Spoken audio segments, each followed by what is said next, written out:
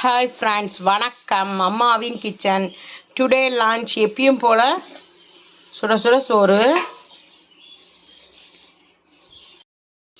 Friends, இன்னைக்கு சிம்பிளா கிளிச்ச மீன் குழம்பு.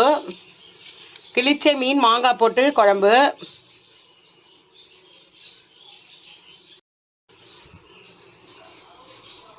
கழங்கான் மீன் வறுவல்.